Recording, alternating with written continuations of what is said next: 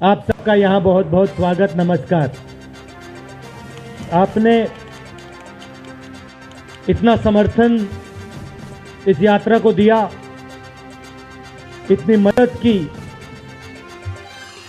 इतनी शक्ति आपने हमें दी, इसके लिए मैं सबसे धन्यवाद करना चाहता हूं, दिल से धन्यवाद करना चाहता हूं।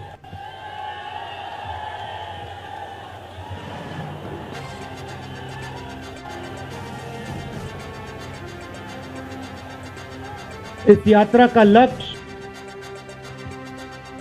भारत को जोड़ने का है।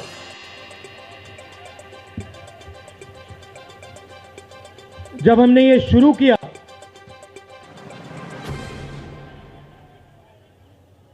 कन्याकुमारी में यात्रा शुरू की, तो मैं सोच रहा था कि नफरत को मिटाने की जरूरत है, और मेरे दिमाग में था कि इस देश में सब जगह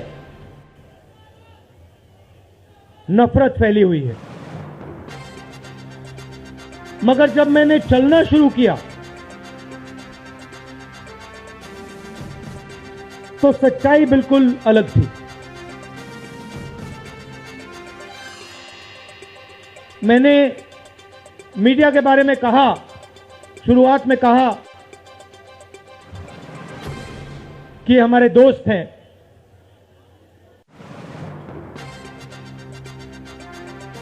हैं, मगर हमारी बात टीवी पे कभी नहीं दिखाते हैं। और वो तो तब भी ठीक है, तो ठीक है, हमारी बात नहीं उठाएं तो ठीक है, कोई प्रॉब्लम नहीं है। मगर ये एक और काम करते हैं, इनकी गलती नहीं है। देखिए, ये जो यहां खड़े हैं, इनसे गुस्सा मत होइए, इनकी गलती नहीं है। देखिए, मुस्कुरा रहे हैं, ये जानते हैं लगाम लगी हुई है, पीछे से लगाम लगी हुई है। मगर इनके जो चैनल हैं, ये भी नफरत फैलाने का काम करते हैं। 24 घंटा हिंदू मुस्लिम, हिंदू मुस्लिम, हिंदू मुस्लिम, हिंदू मुस्लिम, हिंदू मुस्लिम। ये सच्चाई नहीं है भाइयों बहनों। मैं चला हूं कन्याकुमारी से यहां तक, ये सच्चाई नहीं है। ये मीडिया में चलाया जाता है, फैलाया जाता है। ये देश एक है। इन सड़कों पे लाखों लोगों से मिला हूं, सारे के सारे एक दूसरे से मोहब्बत करते हैं, प्यार करते हैं, गले लगते हैं। तो सवाल उठता है, क्योंकि ये नहीं कर रहे हैं, इनके पीछे जो शक्ति है, इनके पीछे जो शक्ति है वो कर रही है। तो सवाल उठता है, ये क्यों हो रहा है? जब सच्चाई ये है कि देश का आम नागरिक, चाहे हिंदू हो, मुस्लिम हो, सिख हो, ईसाई हो, किसी भी जात का हो, वो एक दूसरे से प्यार करता है, मोहब्बत करता है, एक दूसरे की इज्जत करता है। 90% लोग इस देश के एक दूसरे से प्यार करते हैं, मोहब्बत करते हैं, इज्जत करते हैं। देखिए मेरे सामने, ये देखिए, घूम के देखिए, ये जैन मंदिर है, गुरुद्वारा है, मंदिर है, मस्जिद है। ये है हिंदुस्तान। ये सच्चाई है हिंदुस्तान की, और ये नई बात नहीं है, ये हजारों साल से इस देश की सच्चाई है। प्यार से ये देश मिलकर एक साथ रहा है। तो सवाल उठता है, ये जो मीडिया के लोग हैं, ये नहीं, जो इनके पीछे हैं, ये नफरत क्यों फैलाना चाहते हैं? आपने कभी पूछा अपने आप से कि मीडिया 24 घंटा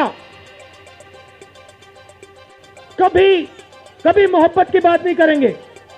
कभी आपने देखी है? कभी टीवी पे देखा कि देखो एक हिंदुस्तानी दूसरे हिंदुस्तानी से गले लग गया? कभी देखा? नहीं, कभी नहीं दिखेगा। सही बात है ना, सही बात, कभी नहीं दिखेगा। इसका कारण है भाइयों और बहनों, मैं आपसे पूछना चाहता हूं, आप में से किसी का कभी जेब काटा गया है? आपका जेब काटा गया? आपका जेब काटा गया? तो जब जेब काटा जाता है, आपका काटा गया ना, तो जब कोई आपका जेब काटता है तो वो क्या करता है? सबसे पहले उसे क्या करना पड़ता है? नहीं नहीं नहीं, ब्लेड तो बाद में आता है, मगर पहले क्या करता है? पहले वो आपके ध्यान को इधर करता है, आपके ध्यान को लेकर उधर ले जाता है। भाइयों और बहनों, ये जो करा जा रहा है आपके ध्यान को हटाने के लिए किया जा रहा है, और ये 24 घंटा करते हैं और फिर आपकी जेब काटी जाती है। बढ़िया बढ़िया, क्योंकि सच्चाई है। 24 घंटा हिंदू मुस्लिम, हिंदू मुस्लिम, हिंदू मुस्लिम, और फिर जो भी आपका पैसा है, किसानों का, मजदूरों का, आपके एयरपोर्ट, आपके पोर्ट, आपकी सड़कें,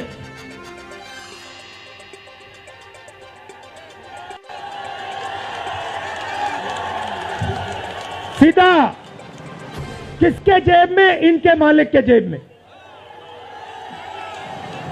इनको कौन चलाते हैं? नाम बताओ।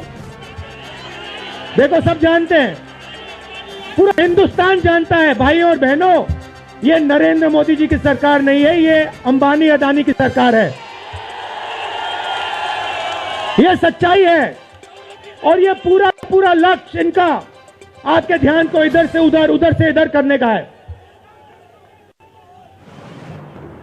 मैं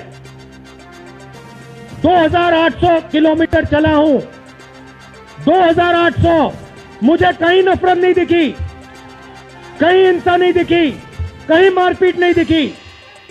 मगर जब मैं इनका टेलीविजन खोलता हूं, 24 घंटे मुझे मारपीट, हिंसा, नफरत दिखाई देती है। क्यों? क्योंकि ये आपका ध्यान इधर से उधर ले जाना चाहते हैं। जो सच्चे मुद्दे हैं उस पे आपका ध्यान गलती से ना चला जाए। जैसे जब कोई आपकी जेब काटता है, वो चाहता है कि आपका ध्यान आपके जेब पे गलती से भी ना चला जाए। ये हो रहा है इस देश में। तो आपका ध्यान कहां जाना चाहिए? मैं आपको बताता हूं। सबसे पहले आपका ध्यान जो हिंदुस्तान के युवा हैं उनकी ओर जाना चाहिए। आप किसी भी युवा से पूछ लीजिए, वो आपको बताएगा, मैंने इंजीनियरिंग की, मैं डॉक्टर बनने के लिए पढ़ा, मैंने आईएएस के लिए तैयारी की, मैं जज बनने की कोशिश कर रहा था। पूछो क्या किया? पढ़ाई की, कितने साल की? स्कूल, कॉलेज, यूनिवर्सिटी सब पढ़ लिए, और फिर क्या हुआ? आज क्या करते हो? मजदूरी करता हूं, पकौड़े बनाता हूं।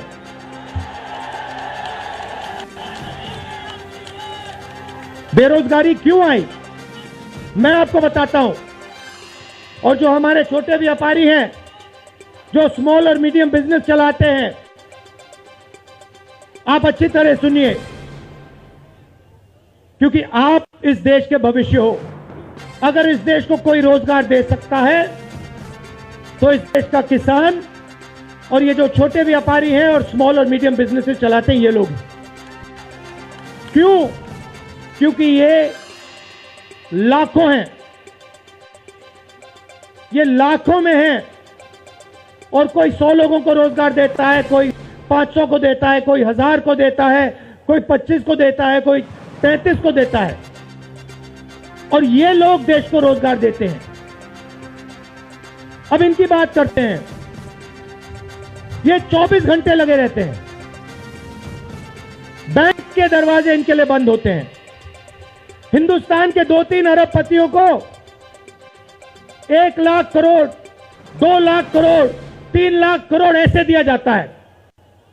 ये बैंक के सामने जाते हैं, इनको धकेल के निकाल दिया जाता है। राइट? अब क्या? ठीक है, बैंक का पैसा नहीं दिया तब भी मान ली बात, तब भी मान ली बात। मगर फिर क्या किया? फिर प्रधानमंत्री ने नोटबंदी की और प्रधानमंत्री ने गलत जीएसटी लागू की। भाई और बहनों, ये पॉलिसी नहीं है, ये हथियार हैं। छोटे व्यापारियों को, स्मॉल और मीडियम बिजनेस वालों को और किसानों को मारने के हथियार हैं ये। और जब इन्होंने ये काम किया तो देश के जो युवा हैं उनको रोजगार नहीं मिल सकता, सवाल नहीं उठता। क्योंकि जो रोजगार देने वाले हैं उनकी रीढ़ की हड्डी आपने तोड़ दी। किसके लिए तोड़ी? किसके लिए तोड़ी? इनके जो मालिक हैं उनके लिए तोड़ी। गेम को समझो। अब देखिए, अब आगे चलते हैं। युवाओं की बात की, स्मॉल और मीडियम बिजनेस वालों की बात की, दुकानदारों की बात की। अब सड़कों पे मुझे हजारों किसान मिले हैं। एक सेकंड में पहचान लेता हूं, जैसे ही हाथ मिलाता हूं समझ आ जाता है ये मजदूर है या ये किसान है। हाथ से पता लग जाता है, छिले हुए हाथ होते हैं। अच्छा, एक और सवाल है जो मैं सोच रहा हूं।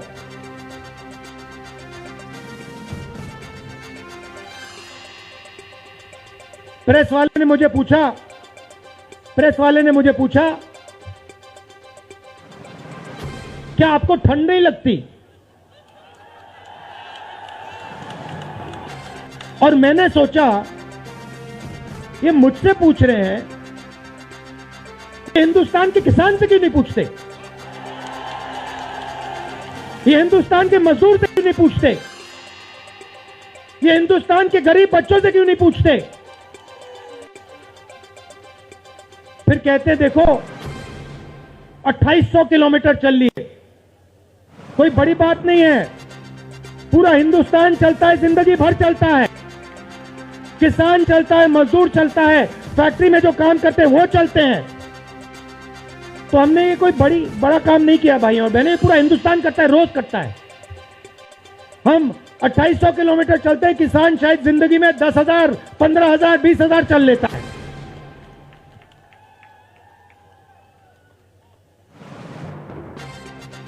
तो मैं चाहता हूं कि ध्यान सही जगह जाए।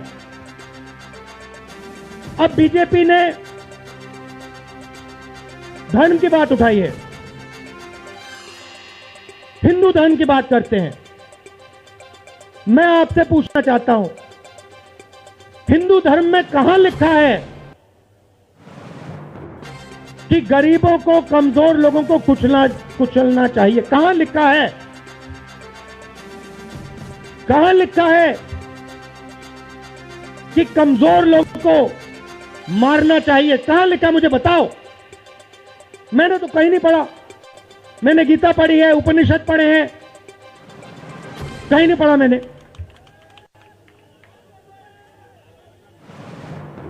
आपने पढ़ा कहीं?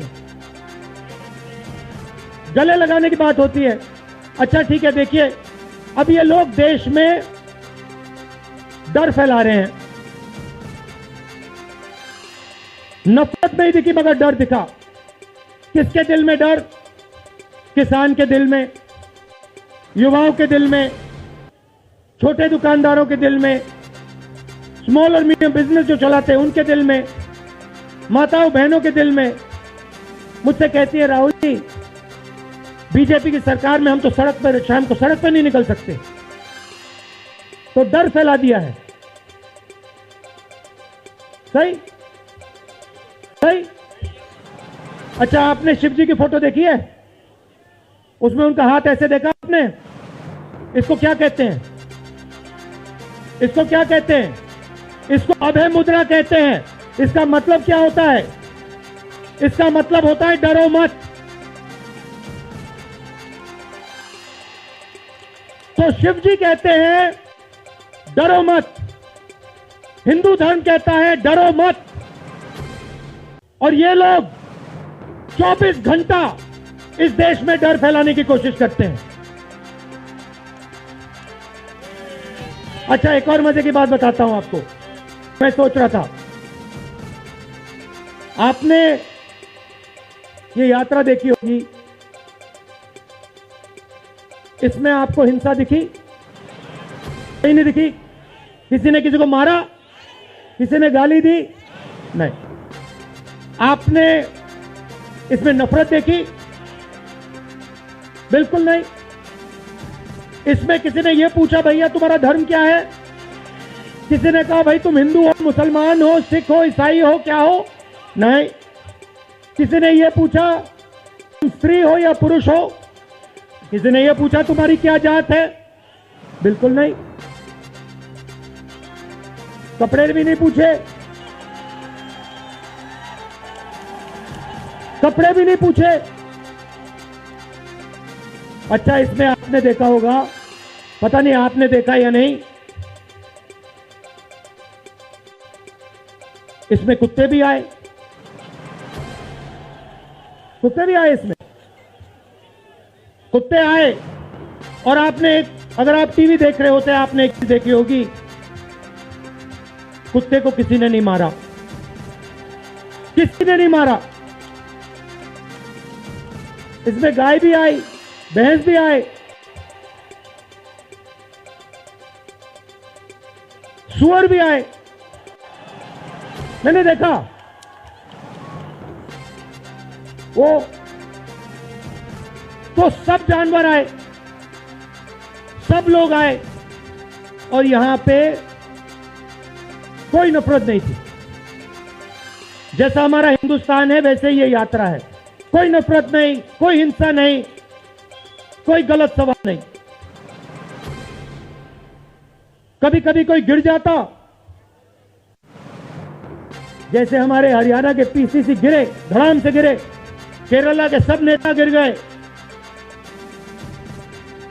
एक सेकंड में लोग उनको उठा लेते थे, एक सेकंड में, टाइम नहीं लगता था। ये है हिंदुस्तान। नहीं, देखिए, मैं आपको एक बात बताता हूं,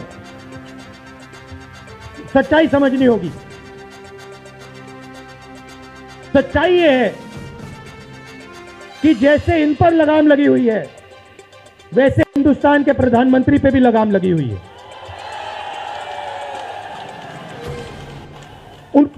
उनकी गलती नहीं है, वो संभाल नहीं पा रहे हैं, कंट्रोल नहीं कर पा रहे हैं, उनको कंट्रोल कर दिया है। नहीं, मैं सच बोल रहा हूं, मैं सच बोल रहा हूं। क्योंकि आप देखिए, एयरपोर्ट भी उनके, पोर्ट भी उनके, एग्रीकल्चर के स्टोरेज डिपो भी उनके, और क्या उनका, हाँ, लाल किला भी उनका, लाल किला भी उनका, सारे के सारे पब्लिक सेक्टर की कंपनियां उनकी, और क्या उनका, रेलवेज उनकी।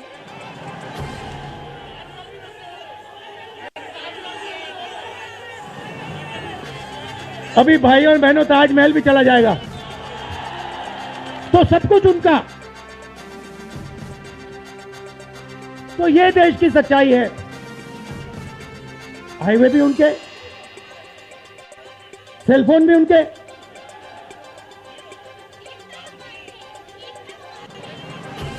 मगर सच्चाई हमारी।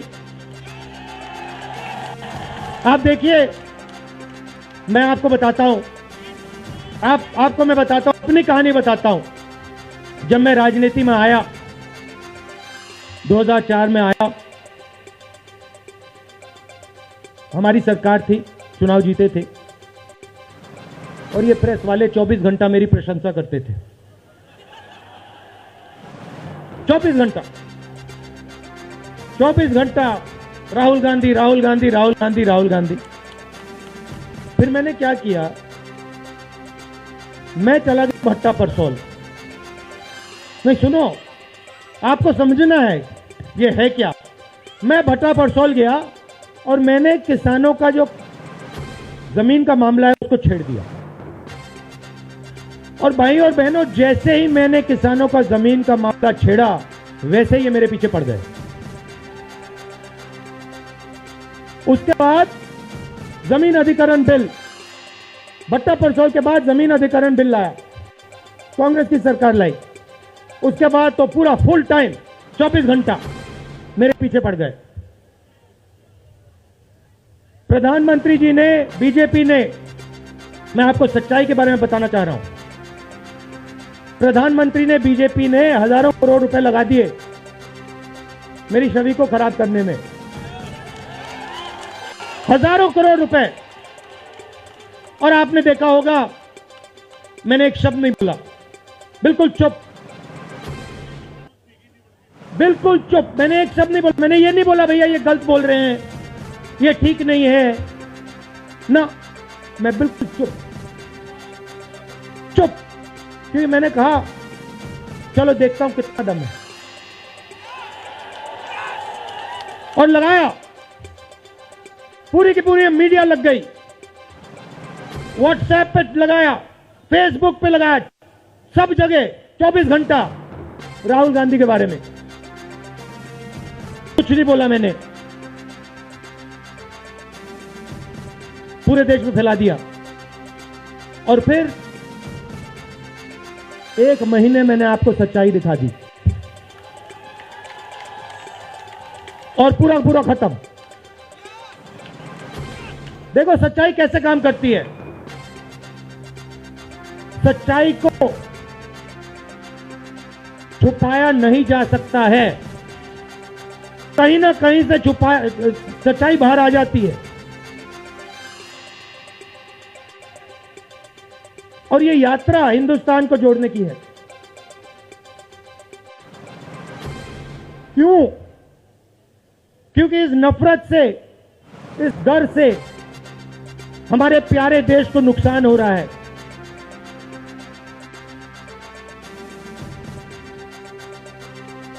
ये सच्चाई है और इसीलिए हमने ये यात्रा कन्याकुमारी से लेकर कश्मीर तक शुरू की है। और ये जो हमारा तिरंगा है इसको हम श्रीनगर में जाके वहां पे लहराएंगे। और आप में से हजारों लोग हमारे साथ चलोगे, हजारों लोग चलोगे।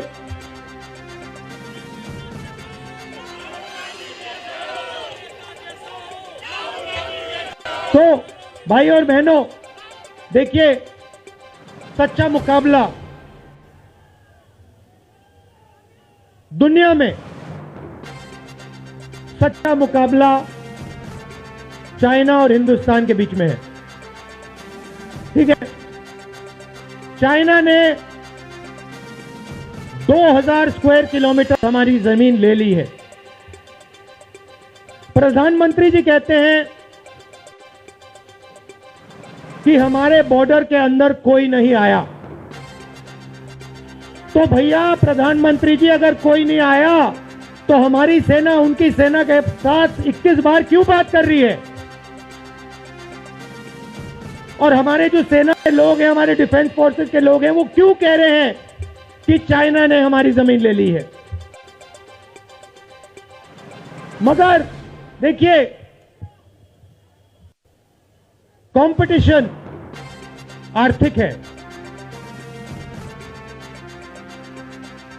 मुकाबला आर्थिक है।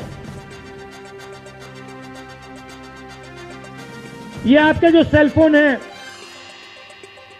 ये आपके जो शर्ट है, जूते हैं,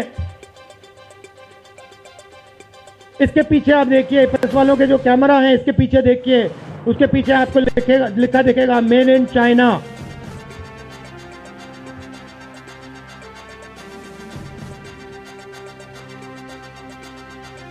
हमें शर्ट के पीछे सेल फोन के पीछे, जूतों के नीचे मेड इन इंडिया लिखना है। और एक ऐसा दिन आना चाहिए जब शंघाई में कोई युवा नए जूते खरीदे, उसके नीचे देखे made in new Delhi India. ये हिंदुस्तान चाहिए, इसी से हमारे युवाओं को रोजगार मिलेगा। तो ये करना ही पड़ेगा, चॉइस नहीं है। और ये हम करके दिखा देंगे। ये देश कर सकता है, करके दिखा सकता है। आप सबने इतना प्यार दिया,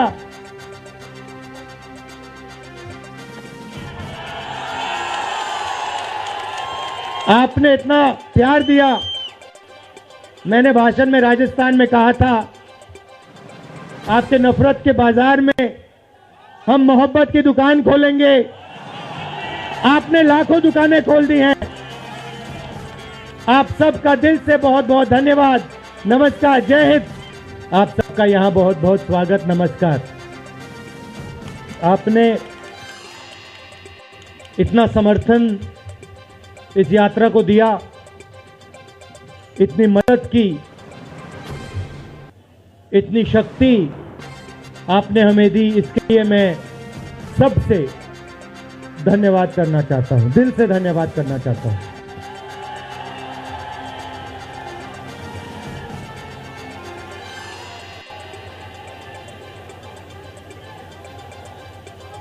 इस यात्रा का लक्ष्य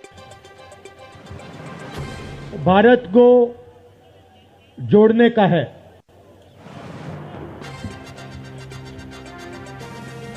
जब हमने ये शुरू किया,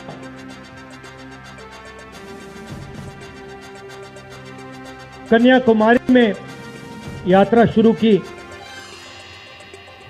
तो मैं सोच रहा था कि नफरत को